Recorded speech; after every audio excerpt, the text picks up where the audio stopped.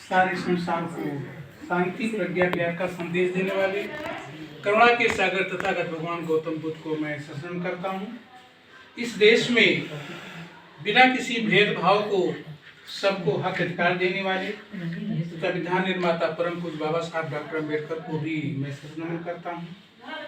आज बड़े बाबू के जन्म दिवस के शुभ अवसर पर इस कार्यक्रम में सहभाग कर रहे सभी भाइयों बहनें, मैं आप सभी लोगों को धन्यवाद देता हूँ कि आपने बड़े बाबू के बुलावा पर आने का कष्ट किया है। आप लोग धन्यवाद के बाद। और सबसे पहले मैं बड़े बाबू के दीर्घायु जीवन की कामना करते हुए साथ ही साथ जो आज हमारे बड़े बाबू को आप लोग देख रहे हैं, अभी देखिए जब हम अपने महापुरुषों को याद करते हैं, बाबा साहब डॉक्टर अम्बेडकर 5 दिसंबर 19 तक लिखते ही रहे और अंतिम समय तक उन्होंने अपने जीवन में काम किया। जब हम रविदास की बात करते हैं तो 129 वर्ष तक उन्होंने समाज में काम किया, अंतिम समय तक, इसी लोग लंबे समय तक जिए। और संत गाडगे को भी देखिए, पेरियार को देखिए कि 95 ईयर्स तक जिए लेकिन निरंतर काम करते रहे हैं। और मेरा मानना है कि बड़े बाबू अगर ऐसे समाज में काम करते रहेंगे तो उनका जीवन हजारों के और आगे बढ़ सकता है। ऐसे बड़े बाबू को मैं सबसे नमन करता हूँ। साथियों, अभी तमाम विषयों पर चर्चा हुई है। जिस बात की आशंका बाबा साहब डॉक्टर अम्बेडकर ने संविधान सौंपते हुए कहा था वो आप देख रहे हैं। यहाँ कमरे में बैठकर तो सब लोग चर्चा करते हैं कि संविधान कोई उंगली नहीं लगा सकता है। संविधान में बचा ही क्या है? आप उंगली लगाने की बात करते हैं क्या? जिस दिन आपके घरों से आपको ढकेला जाएगा या कहा जाएगा कि कोरी चमार पे से बैठकर जमीन पर खाना खाएंगे, तब मानोगे?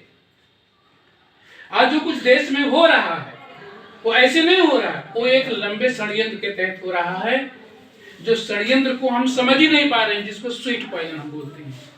जो स्वीट पॉइजन दे रहा है संस्कार, मैं बार बार पहले सभा में कहता था कि संस्कार जो होता है वो जहर से जहरीला होता है। क्योंकि जहर जो आदमी 1 खाएंगे, 2 खाएंगे, 10 मरेंगे, लेकिन संस्कार वो चीज है कि सब लोग खा रहे हैं और मर रहे हैं। भी जैसे बहन जी ने कहा कि वहां मेला में डुबकी लगा रहे हैं, तो वो एक षड्यंत्र ही तो है। क्यों जा रहे हैं? इसलिए जा रहे हैं कि हम आप काम नहीं कर रहे। जब अच्छे लोग काम नहीं करते हैं तो गलत लोग इस सोसाइटी में पैदा होते हैं। जब बहुत से लोगों ने समाज में काम किया तो बहुजनों को शासन सत्ता मिली। अभी रमेश हमारे नहीं है यहाँ पर, हम लोग साथ में करीब 90 से काम करते हैं। पहली मुलाकात हमारा बड़गांव में हुआ स्कूल की बात को लेकर के। तो जब लोगों ने काम किया, परिवर्तन आया, बुद्धवाद और अम्बेडकरवाद आया। और बुद्धवाद और अम्बेडकरवाद इस दुनिया की सबसे बड़ी ताकत है। ऐसे नरेंद्र मोदी जी बाहर नहीं जाकर कहते हैं कि बुद्ध इस धरती को बचा सकते, इस मानव को बचा सकते हैं और युद्ध को अगर रोकने का काम कर सकते हैं तो वो बुद्ध के विचार कर सकते हैं। उस विचारों को बढ़ाने की सबकी जिम्मेदारी है। और साथियों, आग हाथ सेकने लिए बना है, आग हाथ रखने के लिए आग नहीं बनी है। जो लोग ये मानकर चलते हैं कि हम सब कुछ करते हैं, साथियों जरा पद से और कद से हटकर देखिए कि समाज में तुम्हारी औकात क्या है। तुम्हारी औकात समाज में क्या है? हम आप किसी को दूसरा रिस्पांस देते हैं, लेकिन वो हमें कितना रिस्पांस देता है इसका मूल्यांकन हमें करने की जरूरत है। और इसके लिए सभी लोगों को मिलकर काम करना होगा। हम भी पढ़ाते हैं, बच्चों से बात होने लगी तो बच्चों से हमने कहा जब अपने मस्तिष्क का प्रयोग नहीं करते हो तो मस्तिष्क कुंद हो जाती है। जिस कुदार और फावड़ा से कीचड़ में गोड़ा जाता है उसकी धार वो चमकती है, और जिसको लाकर 15 दिन घर में उसमें मूर्छा लग जाती है। तो हमें निरंतर काम करने की जरूरत है। ब्राह्मणवाद पूरे देश में इस बात का काम कर रहा है कि इस देश में जो आरएसएस का एजेंडा है, इस देश में हिंदूवादी व्यवस्था लागू होना चाहिए। हम गोवलकर को आज पढ़ रहे थे उसकी किताब में, तो उसने अंत में कहा कि इस देश में ये राष्ट्र ही हमारा है, ये हिंदू राष्ट्र है और हिंदू कल्चर बहुत लंबे से चला आ रहा है। जबकि तमाम साहित्य हैं, न वेदों में वर्णन है, न पुराणों में वर्णन है, न भारत में है, न रामायण में है।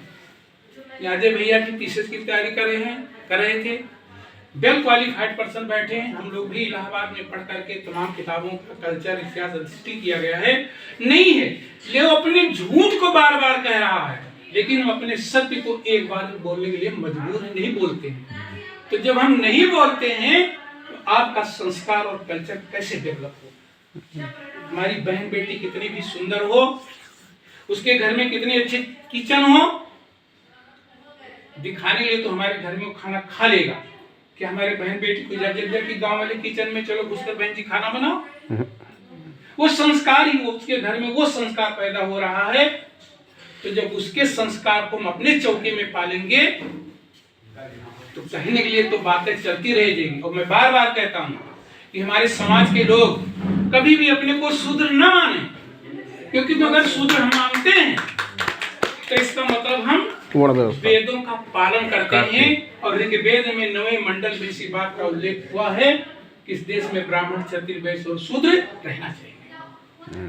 और बार बार कह रहे हैं कि मनुस्मृति जो हमारी अकाट्य भाषा है, और मनुस्मृति में औरतों को क्या अधिकार दिया गया है कि हमारी पढ़ी लिखी बहन बेटियां भी नहीं जानती है, हमारे भाई भी लोग नहीं जानते हैं कि उनकी कितनी प्रबंधित चीजें हैं।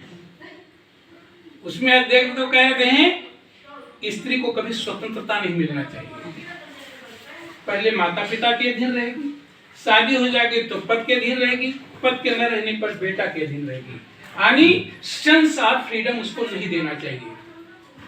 और आज जो सेंस ऑफ फ्रीडम है, आप रजिस्ट्रार बनी, हम लोग तमाम जगह गए, तो किसी दूसरे भगवान की नहीं, इस भगवान की तरफ देखो, इसकी बदौलत है। नहीं तो समाज में हमारी जाति क्या होता है? हमारी तो आइडेंटिफिकेशन ही डॉक्टर अम्बेडकर और बुद्ध हैं।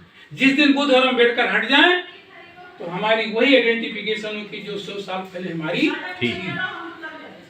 भीमा कोरे गांव की बात आई, जिन महारों ने लड़के की इतनी बड़ी ताकत आपको दिया, हम क्या करते हैं इसका मूल्यांकन करो। हम क्या करते हैं इसका मूल्यांकन करो। मैं बार बार कहता हूं, सांप को चाहे दूध पिलाओ चाहे अमृत पिलाओ, जब काटेगा तो आपके शरीर में वो जहर ही जाएगा। तो इस देश में जो कल्चर डेवलप हो रहा, हमारे बहन बेटियां भाई लोग मानते हैं, एक गांव में एक मुसलमान रहेगा, 100 घर ब्राह्मण हैं, क्या ईद मनाना छोड़ देता है? नहीं। क्या मुहर्रम मनाना छोड़ देता है? ना। क्या वो दिवाली में दिया जलाता है? नहीं जलाता है। लेकिन हमारे समाज के जो लोग सक्षम हो गए हैं, वो ये समझते हैं कि हमें परिवर्तन दिखाई दे रहा है, इसलिए हम जो चाहें वो कर सकते हैं। अभी पेपर में पत्रिका में नंद जी के छपा था, एक आईएएस थे, सचिव थे, तो उनकी पत्नी कहती तुम कुर्सी के गधा हो। तो उनको बड़ा बुरा लगता था। जब वो रिटायर हो गए तो पहले रिटायर के बाद सर्विस में थे, तमाम उपहार आते थे, छुहारा, गरी, मुनक्का, किसमिस धरा था। लेकिन जब पहला फिर दिवाली पड़ी तो कोई सलाम करने नहीं गया, तब उनकी औकात चमारपुरी पासी, क्योंकि अब उनसे कोई काम नहीं होना है। इसलिए साथियों, आप अपने कल्चर को डेवलप करो, अपने परिवार को डेवलप करो, अपने में कोई भेदभाव न समझो। देखिए कमला भाभी यहाँ बैठी हैं, रिश्ता भले भाभी का, लेकिन उनको माँ समान दर्जा देते हैं, और हम लोगों को भी बेटे जैसा प्यार व्यवहार देती हैं। और बड़े बाबू तो हमारे बहुत पुराने साथी हैं, हम लोग सर 88 से साथ काम कर रहे हैं। जो त्याग और काम इस परिवार ने किया है, गोंडा जनपद के अग्रणी श्रेणी में आप आते हैं, वो काम। आज रमेश भैया विधायक बने, ये बड़े बाबू के मेहनत की प्रतिफल है, उनकी पहचान है, और उन्होंने उसको एक्सेप्ट किया। जिस दिन आप अम्बेडकरवाद और बुद्धवाद को एक्सेप्ट कर लेंगे, तुम्हारे चेहरे से भय खत्म हो जाएगा, भय की कीमत खत्म हो जाएगी। हम तो जुडिशरी में नौकरी करते थे। एक बार जिला जज साहब ने कहा, उसमें मैं डिप्टी नाजिर था, कहीं कैसे हम के साथ मिलने चले आए, कई दिन से भेंट नहीं हुआ था। तो कहीं हमें मिलते रहो, ऐसा ना कि तुम बीएसपी के मीटिंग में चले जाओ हम आपको ढूंढवाएं। तो हमने कहा साहब जब हम मीटिंग में जाएंगे तो आपसे बता कर ही तो जाएंगे। कि बहुत बदमाशी। हमने कहा साहब आप हमारे अधिकारी हैं, जब आप जानते हैं हम नेता हैं। ये है हमारी रीडिंग।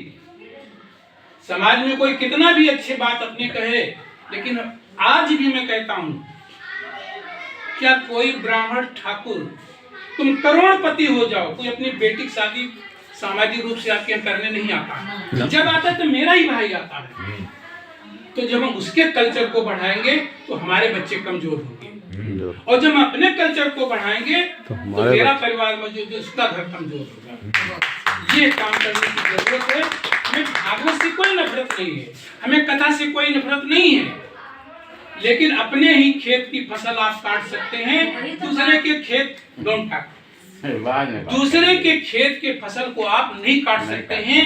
इसलिए हमें कोशिश करना चाहिए कि अपने खेत को ही हमें बोना है। वो दिन याद करो जब हमारे समाज को स्कूल में बैठे नहीं गए। आज हम किसके बदौलत टीचर हैं, हम किसके बदौलत स्कूल चला रहे हैं? जिनके बदौलत चला रहे हैं। अगर एक रोटी एक गिलास पानी आप देती हैं तो मेरा क्या कर्तव्य है कि माँ के प्रति थैंकफुल। इसलिए साथियों, बड़े बाबू से मैं निवेदन करूंगा कि हम लोगों के जैसे आज तक अगुवाई किए हैं, हमारे लोगों को अगुवाई करेंगे। और मेरा मानना है कि बड़े बाबू की बुढ़ौती के आप तो जानते हैं जवानी की तरफ अक्सर होता है।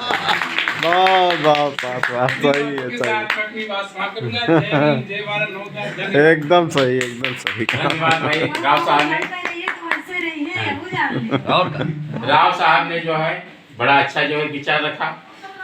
साथियों, बाबा साहब ने हम लोगों को शिक्षा का अधिकार अगर न दिया होता तो हम लोगों की स्थिति थोड़ी रहती। यहाँ तक कि साथियों, शिक्षा के बल पर सब कुछ हासिल हो सकता है।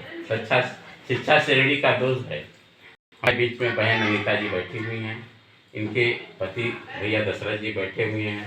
ये जिस गांव की हैं, जबलपुर में माधोपट्टी, आप लोग सर्च कर लीजिए। इनके गांव में 70 घर है, जिसमें से 47 आई है। देख लीजिए। तो इस तरह से शिक्षा से सब कुछ हासिल हो सकती है।